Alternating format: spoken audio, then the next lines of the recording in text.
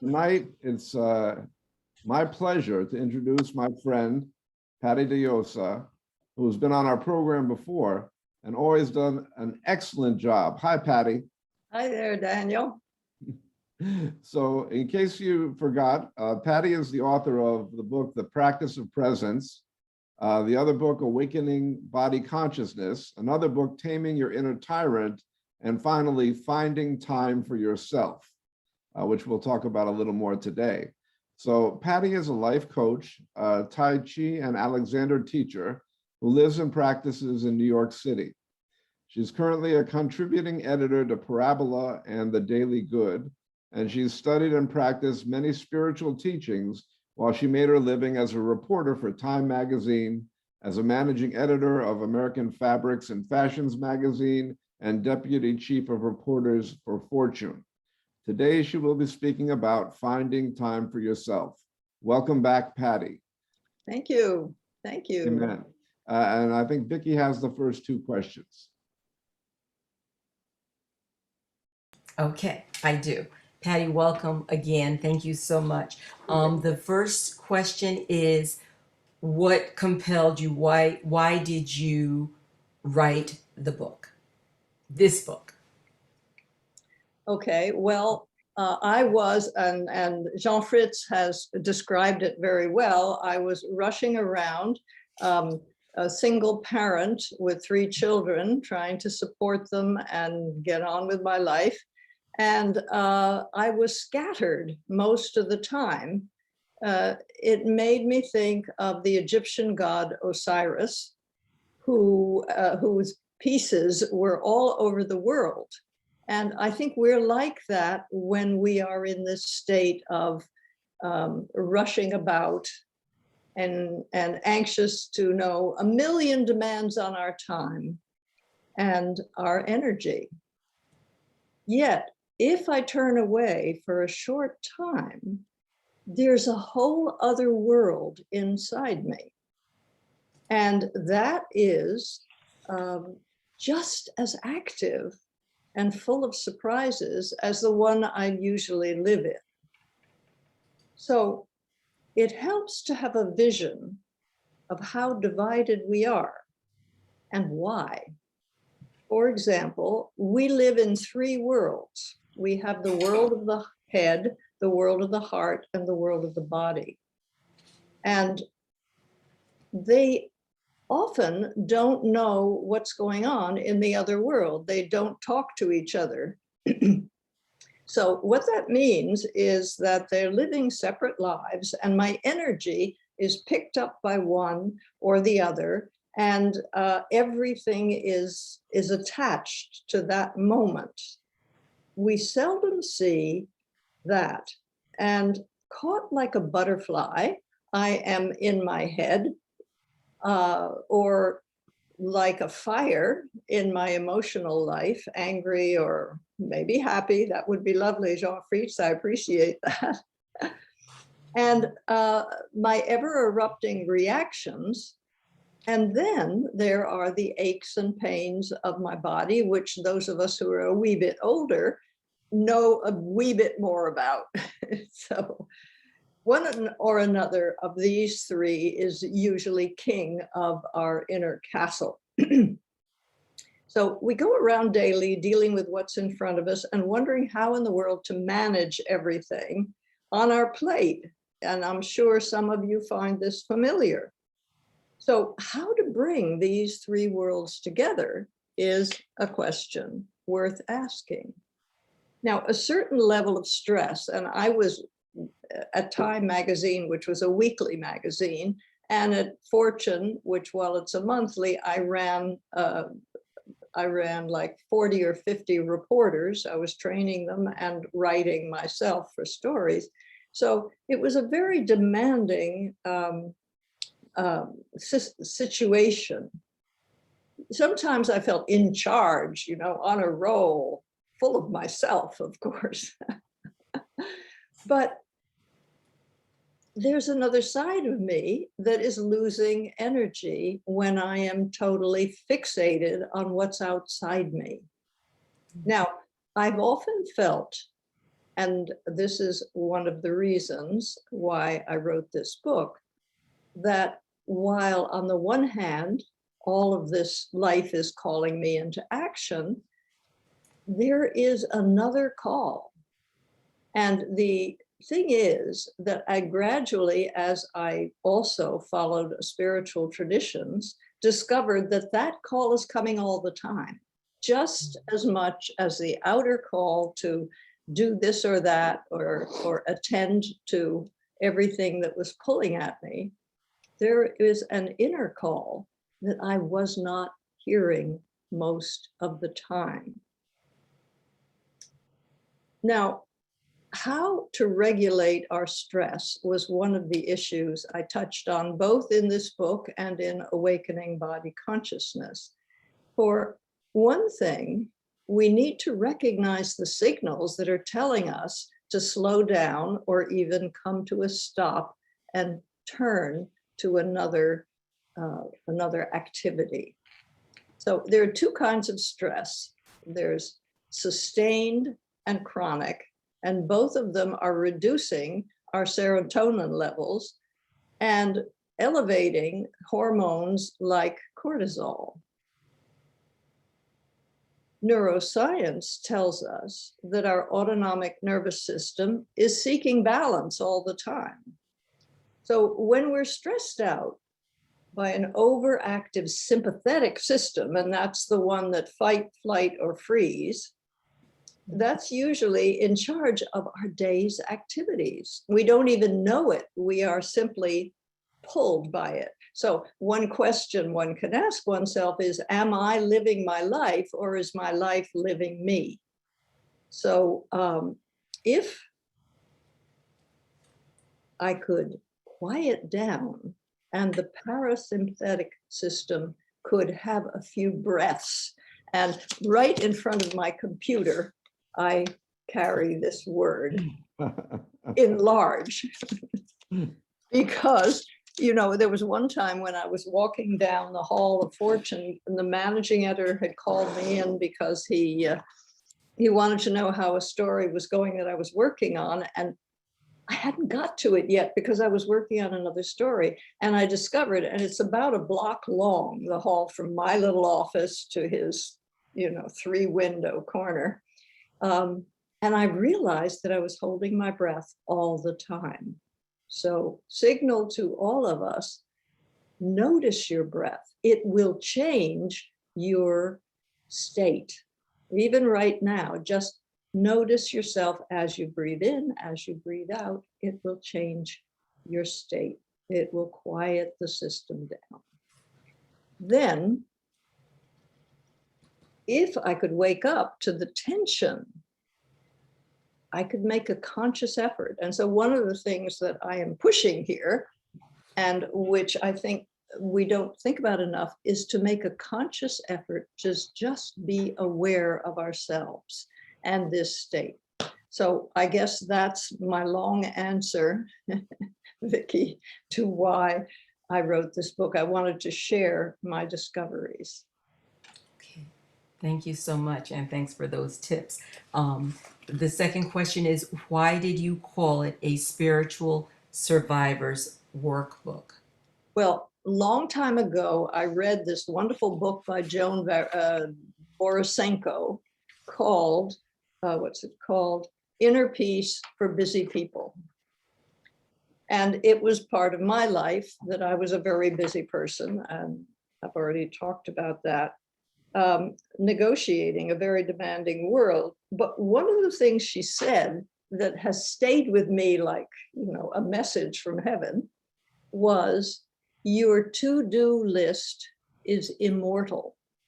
It will live on long after you are dead.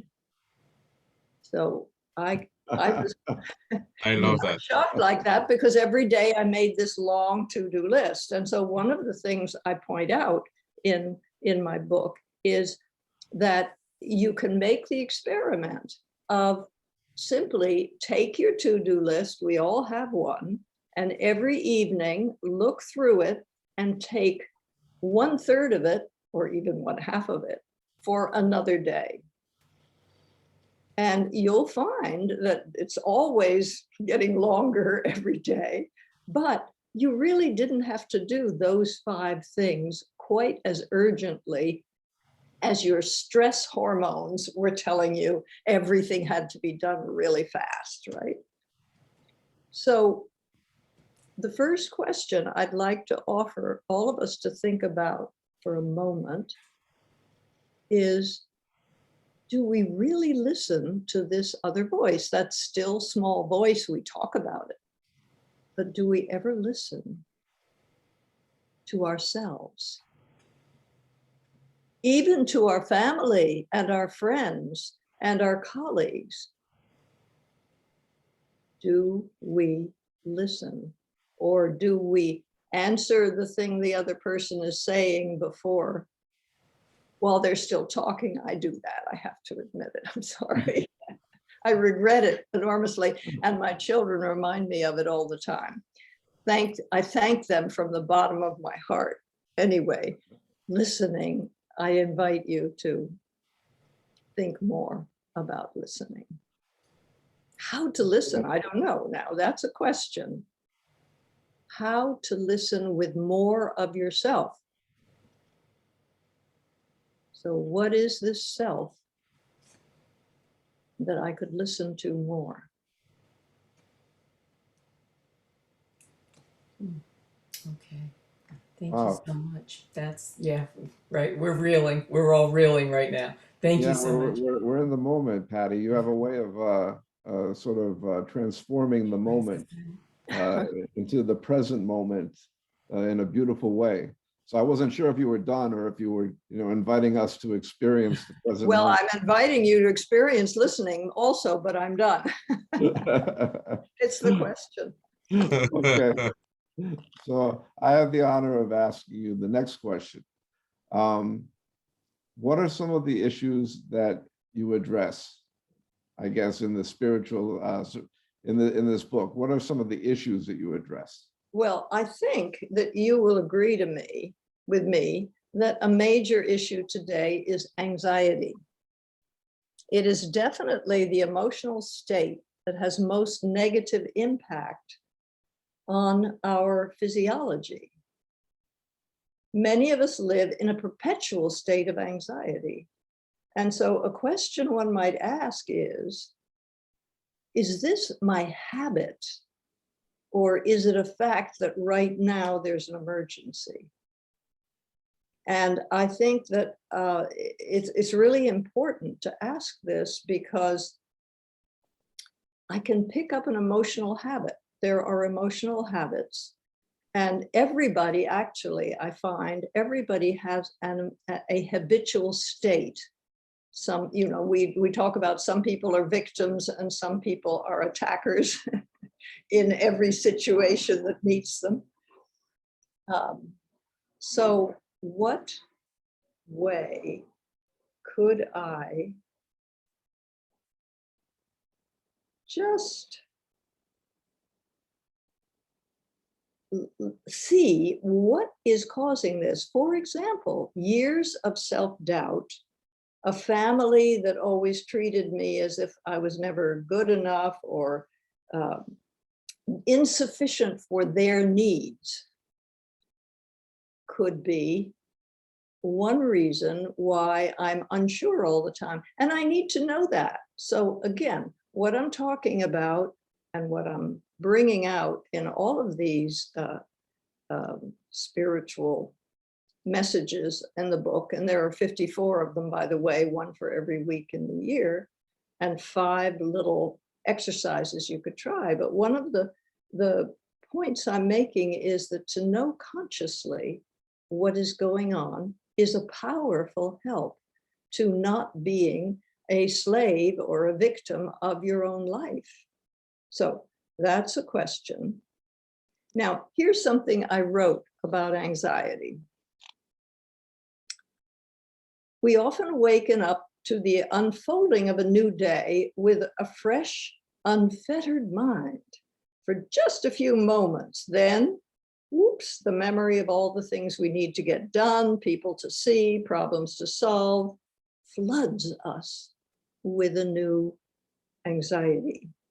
Soon, the morning becomes oppressive, filled with the knowledge of what we must do, and that huge question that eats away at us, spoken or unspoken, whether or not we can handle it all. Notice that your anxiety expresses itself in your body. So it's the fluttering in the stomach, or the breathlessness, or the feeling of weakness and inability to cope, or even an overstimulation that's telling you with their physical symptoms that you are in a state of anxiety. Do we want to live there? Absolutely not. But we feel pretty helpless about it when it's overcoming us. Speaking of the overcomer hour, I was a little overcome also this afternoon, trying to pull my thoughts together for this talk. So what can we do about this?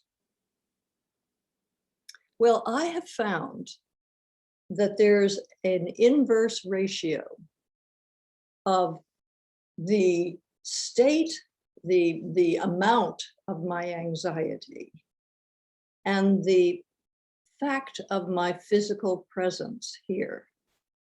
So again, I invite you right now, of course, you're not anxious because I'm doing all the work here, but anyway, just find your feet on the floor. Say hello to your feet on the floor. Allow your thought to come down from the churning head and occupy the feet. Occupy your whole skin. Why not? Your skin is the biggest organ in your body. How to get inside your own skin? Well, the minute I think of that and quiet down, you see a big breath comes, which is a useful thing to know. The breath follows the release.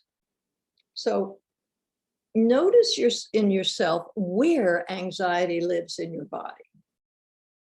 Where does anxiety live in my body? We're, again, tripartite beings, and for some people, maybe it's in the head, the turning thoughts. For some people, it's the emotional life and the constant reactivity that is spending me. You know, reactivity spends my precious, you could call it time, spends my precious energy. So right now, you've got the sensation of your feet on the floor, and you're sinking your attention into them, or come to your butt on the chair. And how is this sense of the weight of my torso, which is a heavier part of me, feeling when I'm sitting on the chair? And as I say, begin to feel your whole of your skin is containing this precious person that is you.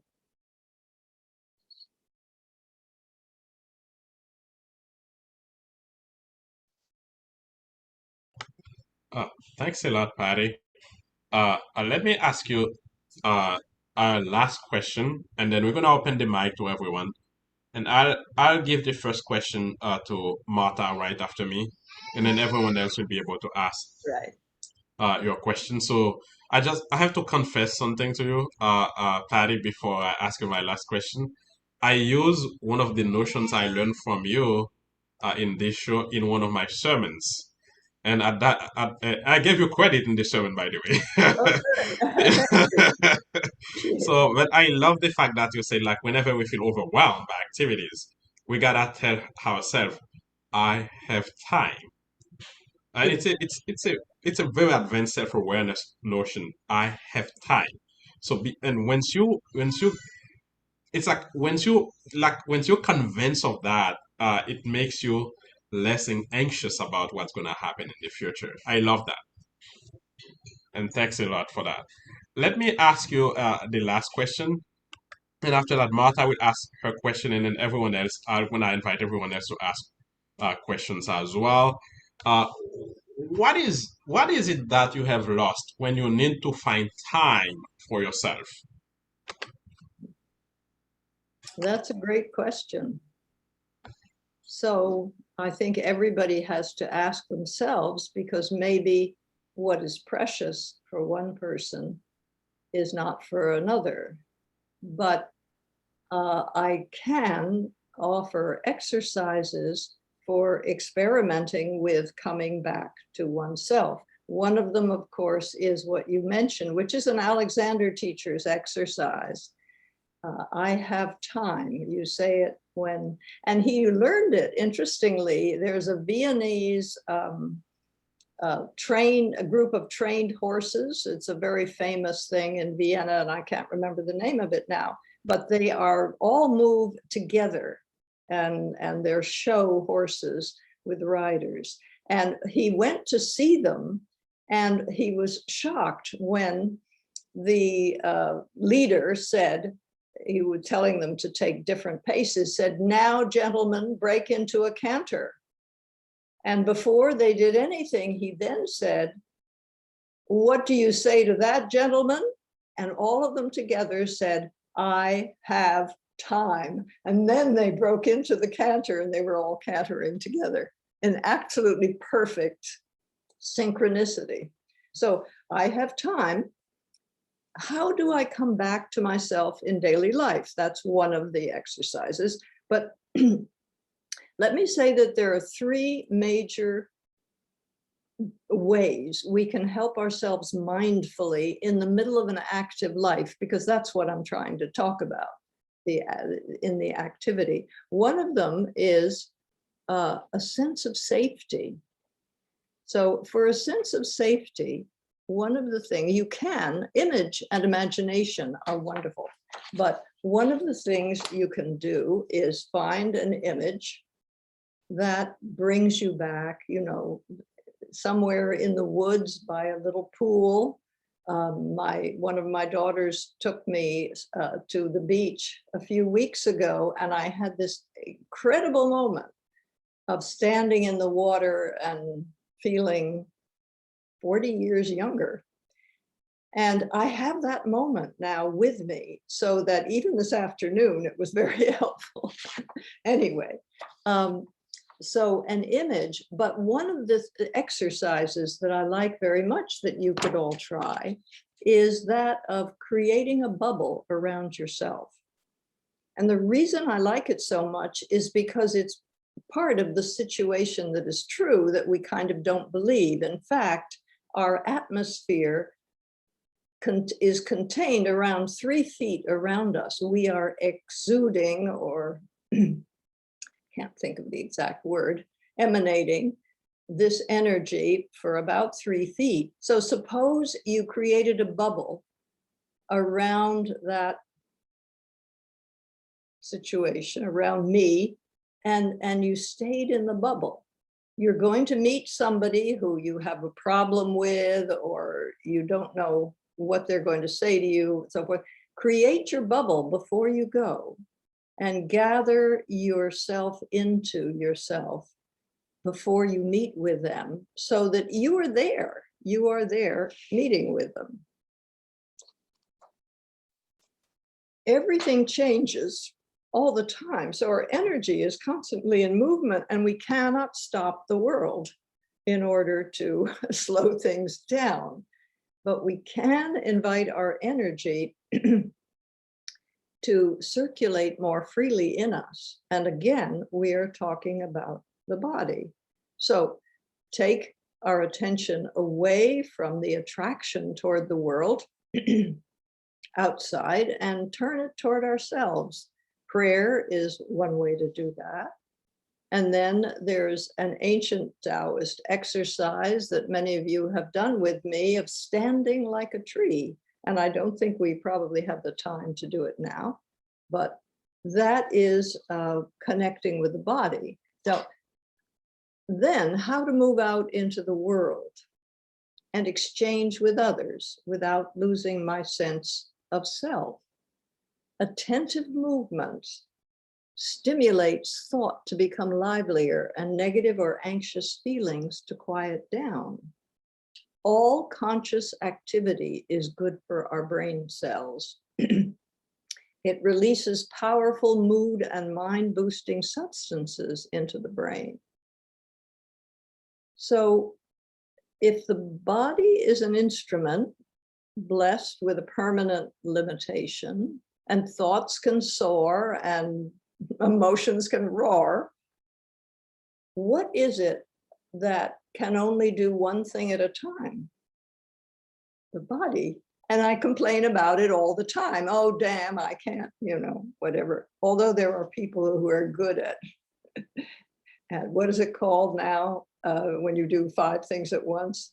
Multitasking. Yeah. Multitasking, yeah. Yeah. So there we are. The body, lucky us, can do only one thing at a time. And guess what? The body lives in the present tense. So let's all say together, I'll say it first, but let's say it together. I am here now. Together. I am here now. And get inside your skin to feel that presence of yourself. A mysterious relationship exists between me, whatever that is, and this body. So let me leave you with a couple of questions. What does it mean to be embodied? What is that? Christ embodied an extraordinary teaching that has lasted for thousands of years and is very alive today. The same is true of the Buddha. So what could it mean for me to at least embody my own I am? And how to bring the outer world into closer contact with what I call I and what I seek as thou. How to reconnect and remember our 3 extraordinary gifts of thought, emotion, and body as I lead an active life in the world.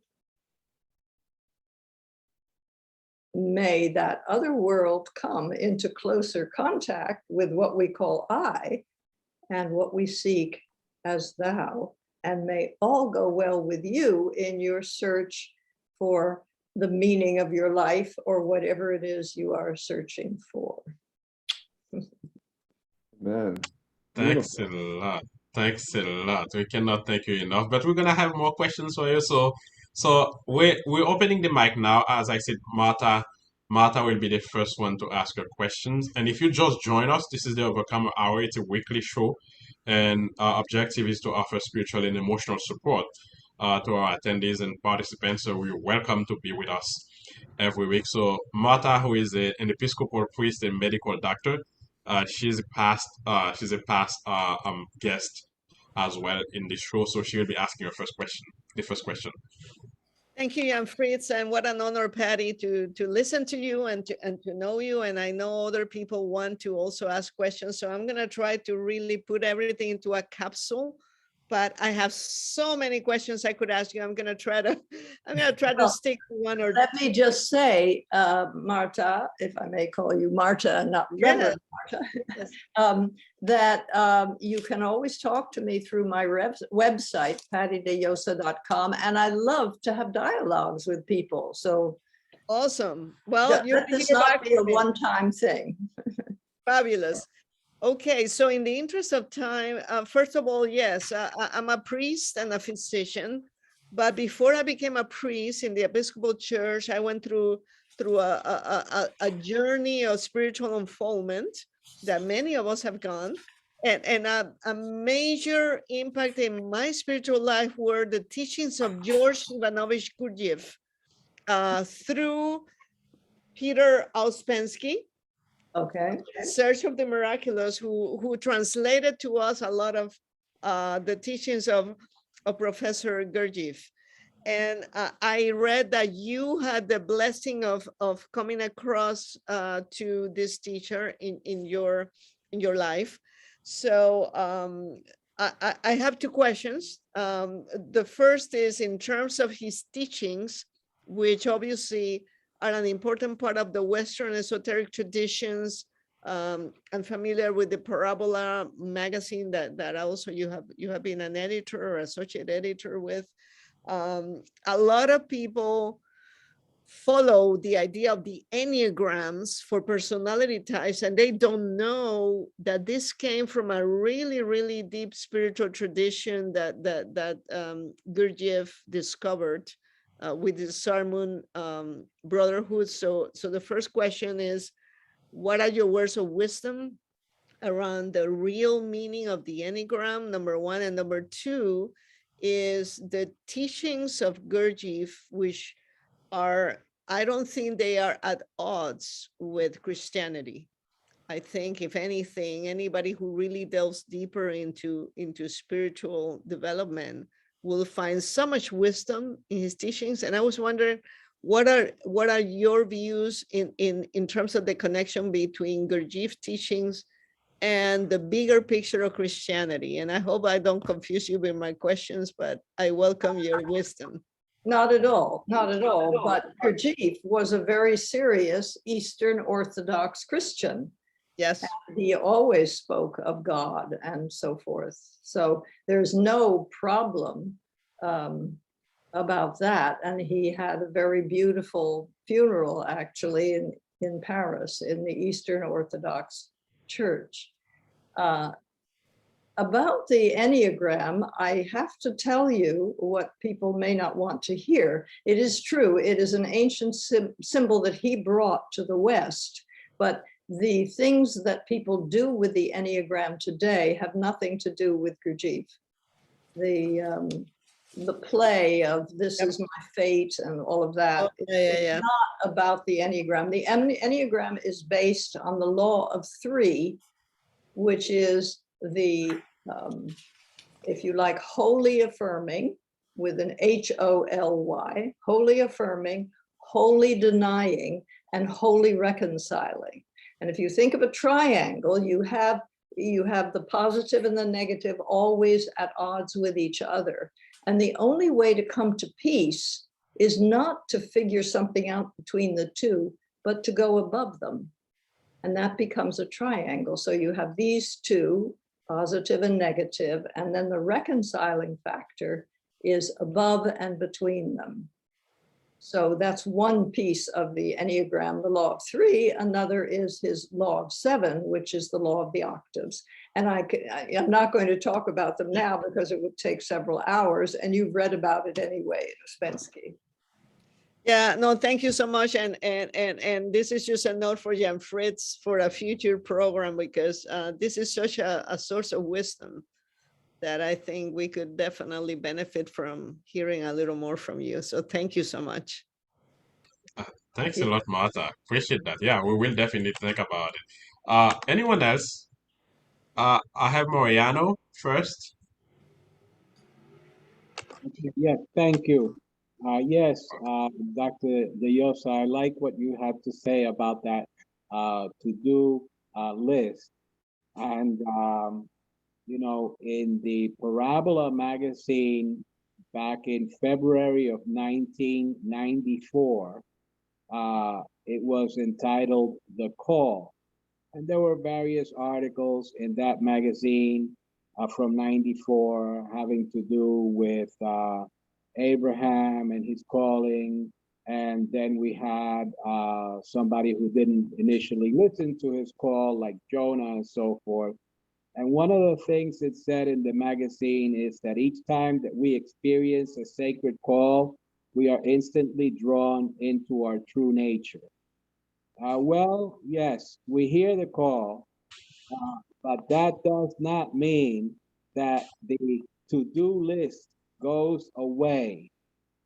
Or if it does go away, then it's something quite drastic, like when Muhammad became a prophet, or when Abraham followed the call and left his home and his to-do list in Ur of Mesopotamia. So what are you asking? Well, what I'm asking is that, yes, you know, there is this calling, and yes, there are moments when we are in touch with our body, and that, let's call it, to-do list goes away. Like, I can tell you personal experience. I went swimming in a lake. Nobody was there. I swam for about a mile. The swimming was the only thing I was doing. My to-do list went away during that time. Afterwards, my to-do list was still there. So that's a question about what to do with the to-do list. Yes, because it, like you said, it never seems to go away. It Oh, did. yes. Okay. Okay, Mariano.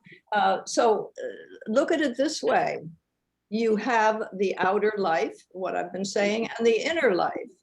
Now, can they be related to each other, or am I always sucked in to the to-do list? Or even, and this could be for religious people like Ramana Maharshi, for example, who from an early age wouldn't eat or sleep, and people had to take care of him, but he was with God all the time, you know, and he was a very wise figure, and it was wonderful.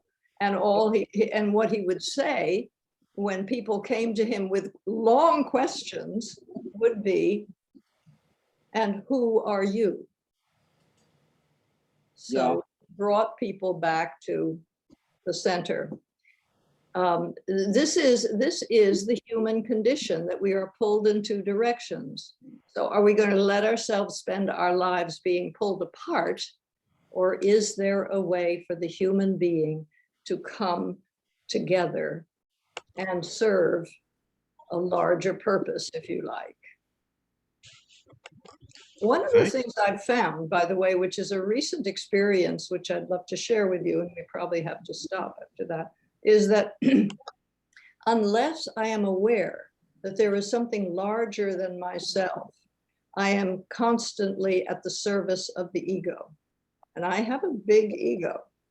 So unless I can find that moment when there is something above that can, I don't know, umbrella me, or at least recognize that there is something larger than myself, I'm just a kind of a mouse skittering around looking for cheese. Thanks a lot. We have about 5 minutes, so you can take one or two more questions before Daniel prays. Do we have another question or comment? Does anyone else want to ask a question or make a comment?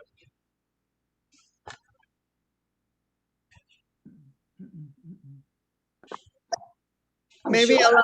I'll ask an additional question if nobody else has. Can you hear me? Oh, okay, there you go. Oh, yeah, okay. Buddy. Okay, yes. I'm sorry because I'm driving. I may miss a point. So I'm trying to understand that I'm clear with the fact that I'm here now, because it does hurt when you are too anxious about the future and complaining about the past. But the disconnect that I have now, if I'm here now, how come my to-do list is immortal? This is that piece that I miss from what I've heard, which is amazing. So my question is, if I'm here now, so now my to-do list should go with me when I'm not there. So Patty, he's saying, how, if he's here now, how is his to-do list immortal? Well, it's still there, as Mariano said. And good question. But I am still here, and it is still there, and there is still a reconciliation needed between me as the person who is being lived by life and me as the person who lives my life. Does that make sense? Patty, I think it's also about learning to be in the moment, you know, and to really experience life in the present rather than getting caught up so much in the future. Exactly. And so the to-do list also can be in the present. And I can be actually driving along in my car going somewhere, but I can be aware that I'm here. All right, folks. This is good. Thanks a lot, Patty. It's pretty much time to end the meeting. Uh, we're gonna invite Daniel to pray, and then after that, we're gonna put an end to the meeting. Amen, amen. Before I pray, I just want to say thank you so much again, Patty. You're a wonderful guest, and you transform us into a place that is outside of time. Amen. So